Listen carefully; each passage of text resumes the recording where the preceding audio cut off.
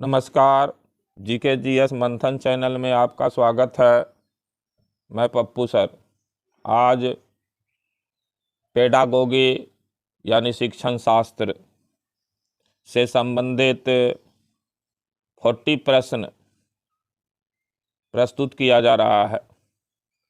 मेरा GK GS मंथन channel के नाम से ही टेलीग्राफ चैनल भी है और सभी वीडियो का PDF टेलीग्राम चैनल पर मौजूद है। प्रश्न संख्या 1 है, डैश के अतिरिक्त बुद्धि के निम्नलिखित पक्षों को स्टेनबर्ग के त्रितंत्र सिद्धांत में संबोधित किया गया है। ए अवयवभूत, बी सामाजिक, सी अनुभविक, डी संदर्भगत। तो इसका सही उत्तर है बी सामाजिक। जो है वो स्टेनबर्ग के त्रितंत्र सिद्धांत में शामिल नहीं है, बाकी अवयवभूत, अनुभविक और संदर्भगत ये तीनों स्टेनबर्ग के त्रितंत्र सिद्धांत में शामिल है। प्रश्न संख्या 2 है, हार्वर्ड गार्डनर का बुद्धि का सिद्धांत डैश पर बल देता है। ए सामान्य बुद्धि, बी विद्यालय में आवश्यक समान योग्यताओं, सी प्रत्येक व्यक्ति की विलक्षण योग्यताओं, डी शिक्षार्थियों में अनुबंधित कौशलों। इसका सही उत्तर है सी प्रत्येक व्यक्ति की विलक्षण योग्यताओं पर बल देता है हार्वर्ड गार्डनर का बुद्धि का सिद्धांत। प्रश्न संख्या 3 है, बच्चे डैश को छोड़कर अन्य सभी के द्वारा लिंग भूमिकाएं ग्रहण करते हैं। ए समाजीकरण, बी संस्कृति, सी ट्यूशन, डी मीडिया। तो इसका सही उत्तर है सी ट्यूशन को छोड़ करके बच्चे जो है अन्य सभी के द्वारा लिंग भूमिकाएं ग्रहण करते हैं। प्रश्न संख्या 4 है, कक्षा में जेंडर रूढ़िवादिता से बचने के लिए एक शिक्षक को ए लड़के लड़कियों को एक साथ अपारंपरिक भूमिकाओं में रखना चाहिए, बी अच्छी लड़की अच्छा लड़का कहकर शिक्षार्थियों के अच्छे कार्य की सराहना करनी चाहिए, सी कुश्ती में भाग लेने के लिए लड़कियों को निरुत्साहित करना चाहिए, डी लड़कों को जोखिम उठाने और निर्भीक बनने के लिए प्रोत्साहित करना चाहिए। इसका सही उत्तर है ए लड़के लड़कियों को एक साथ अपारंपरिक भूमिकाओं में रखना चाहिए। प्रश्न संख्या 5 है, सामाजिक आर्थिक रूप से वंचित पृष्ठभूमि से आने वाले बच्चों को कक्षा के माहौल की आवश्यकता होती है जो ए उनके सांस्कृतिक और भाषाई ज्ञान को महत्व देता है तथा उनका उपयोग करता है, बी उनकी भाषा के उपयोग को हतोत्साहित करता है ताकि वे मुख्य धारा की भाषा सीख सकें, सी बच्चों को उनकी क्षमताओं के आधार पर वर्गीकृत करता है, डी उन्हें अच्छा व्यवहार सिखाता है। तो इसका सही उत्तर है ए उनके सांस्कृतिक और भाषाई ज्ञान को महत्व देता है तथा उनका उपयोग करता है। प्रश्न संख्या 6 है, कक्षा में सृजनात्मकता और प्रतिभाशाली बच्चों के लिए आवश्यक हस्तक्षेप निर्भर करता है। ए उन्हें अतिरिक्त समय दिए जाने पर, बी उनके प्रति स्नेही होने के नाते पर, सी उन्हें अन्य बच्चों को पढ़ाने की जिम्मेदारी देने पर, डी शिक्षक द्वारा अनुकूलित और प्रेरक निर्देशन तरीकों के उपयोग पर। इसका सही उत्तर है डी शिक्षक द्वारा अनुकूलित और प्रेरक निर्देशन तरीकों के उपयोग पर कक्षा में सृजनात्मकता और प्रतिभाशाली बच्चों के लिए हस्तक्षेप निर्भर करता है। प्रश्न संख्या 7 है, सतत और व्यापक मूल्यांकन डैश पर बल देता है। ए सीखने को सुनिश्चित करने के लिए व्यापक स्केल पर निरंतर परीक्षण, बी सीखने को किस प्रकार अवलोकित, रिकॉर्ड और सुधारा जाए, सी शिक्षण के साथ परीक्षाओं का सामंजस्य, डी बोर्ड परीक्षाओं की अनावश्यकता। इसका सही उत्तर है बी सीखने को किस प्रकार अवलोकित, रिकॉर्ड और सुधारा जाए। प्रश्न संख्या 8 है, मानकीकृत परीक्षणों की आलोचनाओं में से एक यह है कि ए उनकी भाषा को समझना मुश्किल है, बी परीक्षण बड़ी आबादी पर लागू नहीं किए जा सकते हैं, सी वे बच्चों की क्षमता की स्पष्ट तस्वीर नहीं देते हैं, डी वे मुख्य रूप से मुख्य धारा की संस्कृति का प्रतिनिधित्व करते हैं और इसलिए पक्षपाती हैं। इसका सही उत्तर है डी वे मुख्य रूप से मुख्य धारा की संस्कृति का प्रतिनिधित्व करते हैं और इसलिए पक्षपाती है। मानवीकृत परीक्षणों की आलोचनाओं में से एक है। प्रश्न संख्या 9 है, सीखने की तत्परता डैश की ओर संकेत करती है। इस शिक्षार्थियों का समान योग्यता स्तर, बी सीखने के सार्थक में शिक्षार्थियों का वर्तमान संज्ञानात्मक स्तर। सी सीखने के कार्य की प्रकृति को संतुष्ट करने। डी थॉर्नडाइक का तत्परता का नियम। इसका सही उत्तर है बी सीखने के सातत्य में शिक्षार्थियों का वर्तमान संज्ञानात्मक स्तर सीखने की तत्परता की ओर इंगित करती है। प्रश्न संख्या 10 है, अलग अलग सोच वाले पैटर्न उन बच्चों की पहचान करते हैं जो ए डिसलेक्सिक हैं, बी सृजनात्मक हैं, सी प्रत्यार्थी हैं, डी विकलांग हैं। इसका सही उत्तर है बी सृजनात्मक हैं। अलग अलग सोच वाले पैटर्न उन बच्चों की पहचान करते हैं जो सृजनात्मक है। 11 नंबर प्रश्न है, एकाधिक बुद्धिमानी का सिद्धांत कहता है कि ए बुद्धि कई प्रकार की हो सकती है, बी पेपर पेंसिल परीक्षण सहायक नहीं है, सी प्रभावी अध्यापन के द्वारा बुद्धि बढ़ाई जा सकती है, डी बुद्धि तेजी से बढ़ाई जा सकती है। इसका सही उत्तर है ए बुद्धि कई प्रकार की हो सकती है, क्योंकि प्रश्न ही है एकाधिक बुद्धिमानी का सिद्धांत, यानी बुद्धि कई प्रकार की हो सकती है, एक से अधिक। प्रश्न संख्या 12 है, एक समावेशी विद्यालय ए शिक्षार्थियों की क्षमताओं की परवाह किए बिना सभी के अधिगम परिणामों को सुधारने के लिए प्रतिबद्ध होता है, भी शिक्षार्थियों के मध्य अंतर करता है और विशेष रूप से सक्षम बच्चों के लिए कम चुनौतीपूर्ण उपलब्धि का लक्ष्य निर्धारित करता है, सी विशेष रूप से योग्य शिक्षार्थियों के अधिगम परिणामों को सुधारने के लिए विशिष्ट रूप से प्रतिबद्ध होता है, डी शिक्षार्थियों की योग्यता के अनुसार उनकी सीखने की आवश्यकताओं को निर्धारित करता है। तो इसका सही उत्तर है ए एक समावेशी विद्यालय जो है उसमें शिक्षार्थियों की क्षमताओं की परवाह किए बिना सभी के अधिगम परिणामों को सुधारने के लिए प्रतिबद्ध होता है। प्रश्न संख्या 13 है, निम्नलिखित में कौन सा एक संवेग है, ए डर, बी ध्यान, सी उत्तेजना, डी स्मृति। इसका सही उत्तर है ए डर जो है एक संवेग है।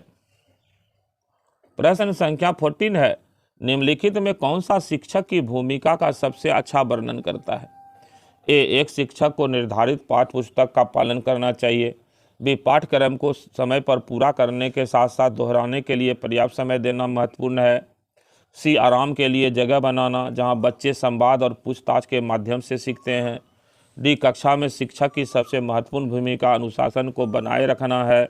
इसका सही उत्तर हो जाएगा सी आराम के लिए जगह बनाना जहां बच्चे संवाद यानी बातचीत और पूछताछ के माध्यम से सीखते हैं, शिक्षक की सबसे महत्वपूर्ण भूमिका है।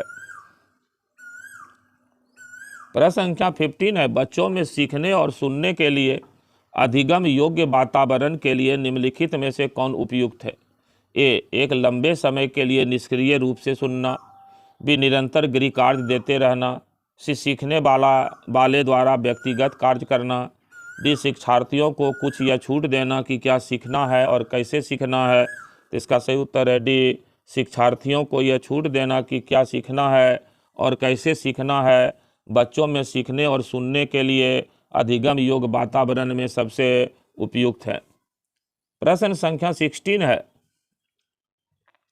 निम्नलिखित में कौन सी कक्षा समृद्ध शिक्षा को प्रोत्साहित करती है, ए वह कक्षा जिसमें खुली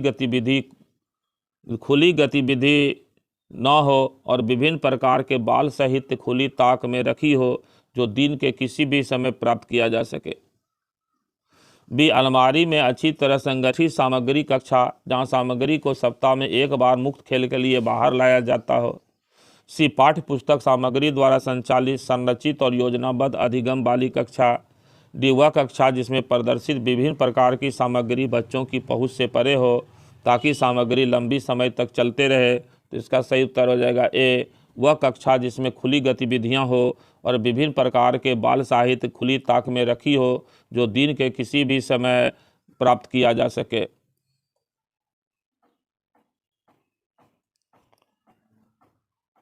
प्रश्न संख्या 17 है, अधिगम निर्योग्यता ए एक स्थिर अवस्था है, बी एक चर अवस्था है, सी जरूरी नहीं कि कार्य पद्धति की हानि करे, डी समुचित निवेश के साथ सुधार योग्य नहीं होती। तो इसका सही उत्तर है बी एक चर अवस्था है अधिगम निर्योग्यता। प्रश्न संख्या 18 है, राष्ट्रीय पाठचर्या फ्रेमवर्क 2005 ने अपनी समझ डैश से प्राप्त की है, ए व्यवहारवाद, बी रचनावाद, सी संज्ञानात्मक सिद्धांत, डी मानवतावाद। तो इसका सही उत्तर है बी रचनावाद। राष्ट्रीय पाठचर्या पाठ्यक्रम फ्रेमवर्क 2005 रचनावाद से अपना समझ को प्राप्त किया है। प्रश्न संख्या 19 है, यदि पूर्व प्राथमिक स्तर पर बच्चों की खोज करने की अनुमति दे दी जाए, बच्चों को खोज करने की अनुमति दे दी जाए तो वे संतुष्ट हो जाते हैं। जब उन्हें हतोत्साहित किया जाता है तो वे व्यथित हो जाते हैं।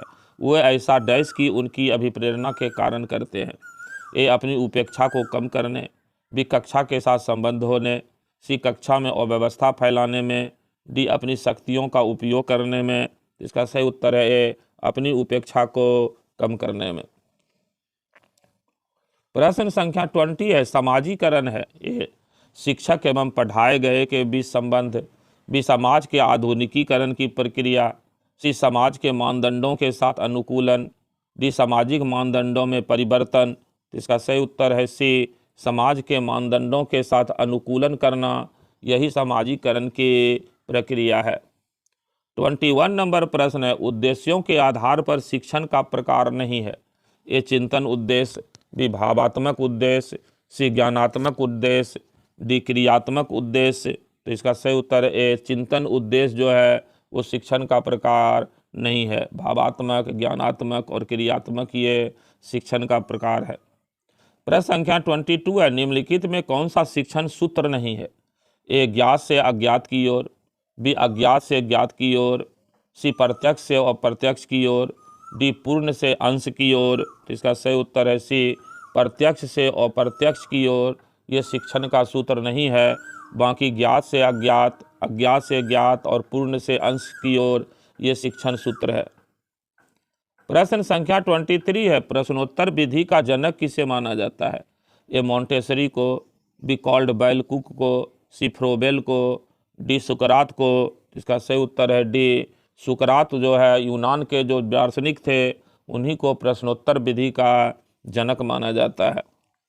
प्रश्न संख्या 24 है, सीखने से संबंधित तथ्य निम्नलिखित में से नहीं है।